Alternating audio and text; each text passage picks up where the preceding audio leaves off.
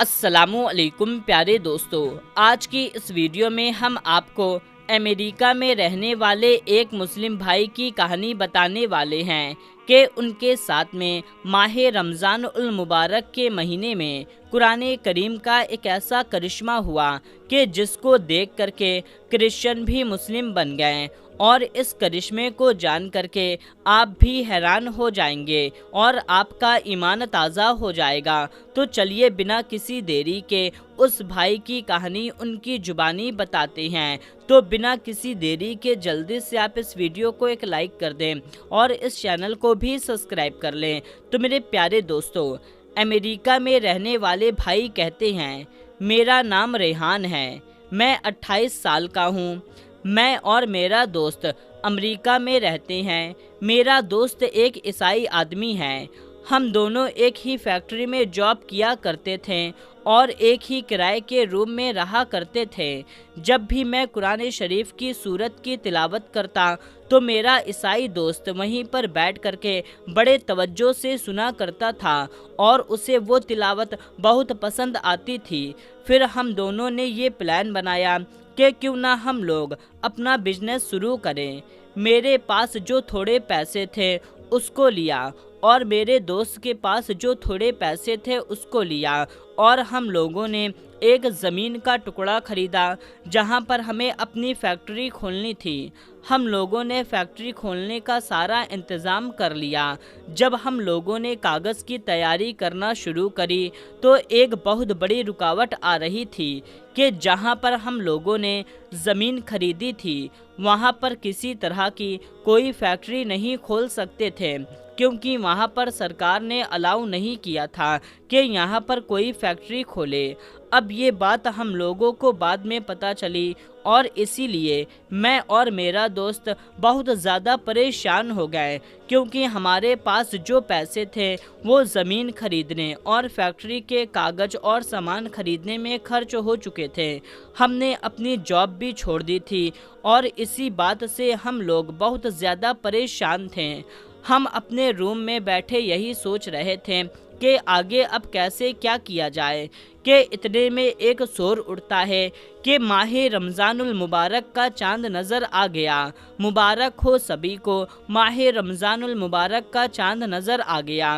چاند کی خبر سنتے ہی میں نے فوراً قرآن پاک نکالا اور اسی سورت کو پڑھنا شروع کر دیا، اور میرا عیسائی دوست میرے بغل میں بیٹھ کر کے اس سورت کو بڑی توجہ سے سننے لگا کہ اس سورت کو پڑھتے پڑھتے میرے ذہن میں ایک خیال آیا کہ کیوں نہ ہم لوگ ڈائریکٹ امریکہ کے سرکار سے جا کر مل کر بات کریں۔ جو اس وقت امریکہ کی سرکار تھی وہ ڈونلڈ ٹرمپ کی سرکار تھی۔ پھر میں نے قرآن پاک کی سورہ مکمل پڑھ لی، اس کے بعد اپنے دوست سے بات کری کہ کیوں نہ ہم چل کر کے ڈونلڈ ٹرمپ سے ملتے ہیں اور ان سے بات کرتے ہیں۔ اگر اللہ کا کرم ہو گیا تو ہماری زمین پر ہمیں فیکٹری کھولنے کی اجازت مل جائے گی۔ پھر ہم دونوں سو گئے۔ سحری کے وقت میں نے سحری کیا اور صبح کا پہلا روزہ رکھا، اور صبح ہی ہم دونوں نکل گئے ڈونلڈ ٹرمپ سے ملنے کے لیے۔ ٹیکسی میں بیٹھ کر کے بھی میں اس قرآن پاک کی سورت کو پڑھتا رہا۔ پھر ہم ڈونلڈ ٹرمپ کے آفس میں پہنچ گئے، ان سے بات چیت کی، اپنی فیکٹری کھولنے کی اجازت مانگی تو انہوں نے ہم لوگوں کو فیکٹری کھولنے کی اجازت دے دی۔ اس وقت میں اللہ تعالیٰ کا لاکھ لاکھ شکر ادا کرتا رہا کہ اللہ نے ہمیں اس کام میں کامیابی عطا فرما دی۔ اس کے بعد ہم لوگ واپس اپنے گھر کو آ گئے۔ پھر ہمارا فیکٹری بننے کا کام شروع ہو گیا، لیکن یہاں پر ایک بہت بڑی پریشانی آنے لگی کہ جب فیکٹری بننے کی آخری دیوار کھڑی کی جاتی تو رات میں وہ دیوار اپنے آپ گر جاتی، اور روز مزدور دیوار کھڑی کر کے جاتے، دوسرے دن دیوار اپنے آپ گر جاتی۔ یہ دیکھ کر کے ہم بہت زیادہ پریشان ہو گئے۔ پھر میں نے کیا کیا کہ جب مزدور دیوار کھڑی کر کے چلے گئے تو میں فیکٹری میں اس جگہ پر بیٹھ کر کے قرآن پاک کی اسی سورت کو تلاوت کرتا رہا، اور میرا دوست بغل میں بیٹھ کر کے اس سورت کو سنتا رہا یہاں تک کہ صبح سحری کا وقت ہو گیا۔ جیسے ہی ہم سحری کرنے کے لیے چلے گئے، پھر آ کر کیا دیکھتے ہیں کہ وہ دیوار پھر سے گر گئی ہے۔ یہ دیکھ کر کے ہم بہت زیادہ پریشان تھے کہ اتنے میں اس ٹوٹی دیوار کی طرف گیا اور جا کر کے بڑے غور سے دیکھنے لگا تو مجھے زمین کے اندر سے ایک سوراخ نظر آیا۔ جب میں اس سوراخ میں بہت توجہ سے دیکھا تو اس میں سے کچھ روشنی نظر آ رہی تھی۔ میں نے ایک ہتھوڑا لیا اور زمین کو کھودنا شروع کر دیا۔ جیسے ہی میں نے زمین کو کھودا تو میری آنکھیں پھٹی کی پھٹی رہ گئی۔ میں نے دیکھا اس کے اندر ایک مٹکا ہے جس میں سونے کی اصرفیاں بھری ہوئی ہیں۔ یہ دیکھ کر کے ہم دونوں بہت زیادہ حیران ہوئے اور دل ہی دل اللہ تعالیٰ کا شکریہ ادا کرنے لگے۔ اس کے بعد اس سونے کو لے کر کے ہم بہت خوش ہوئے اور پھر اس کو بیچ کر کے اور زیادہ مزدور اور مستری کا انتظام کیا، پھر سے فیکٹری بنانے کا کام شروع کروا دیا۔ اب وہ جو دیوار بار بار گر جا رہی تھی، اب وہ دیوار نہیں گری اور ہماری فیکٹری پوری طرح سے بن کر کے تیار ہو گئی۔ اب جو ہمیں خزانہ ملا ہوا تھا اس کو بیچ کر کے ہم نے فیکٹری کا سارا سامان، ساری مشین اور مزدور سب کچھ ریڈی کروا لیا اور اپنی ایک آفس بھی بنوا لی۔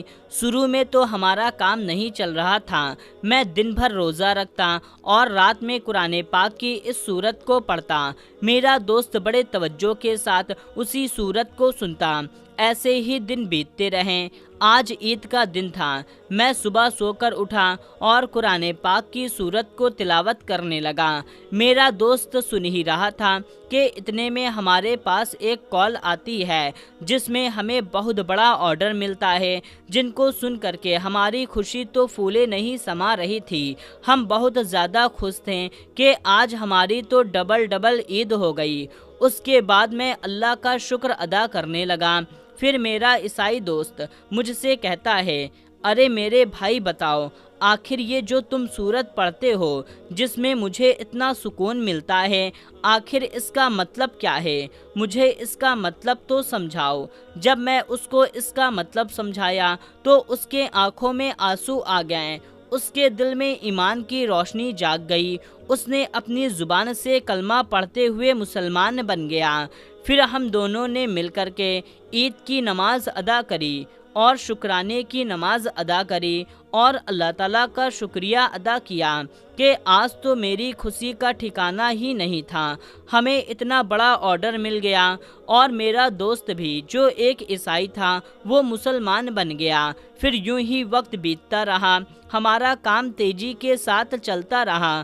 دیکھتے ہی دیکھتے ہم اتنے زیادہ کامیاب ہو گئے، ہمیں اتنا زیادہ فائدہ ہوا کہ ہم نے خود کا ایک بہت بڑا عالیشان مکان خرید لیا۔ پھر ہم دونوں بھائی ایک ساتھ اس مکان میں رہنے لگے۔ پھر یوں ہی دن بیتتے رہے۔ پھر ہم دونوں بھائیوں کی شادی کا وقت آ گیا کہ ہم نے بہت ہی زیادہ خوبصورت، حسین و جمیل لڑکیوں سے شادی کری جو اس وقت کی ایک بڑی عالمہ تھیں، اور آج الحمدللہ ہم لوگ بہت اچھی زندگی گزار رہے ہیں۔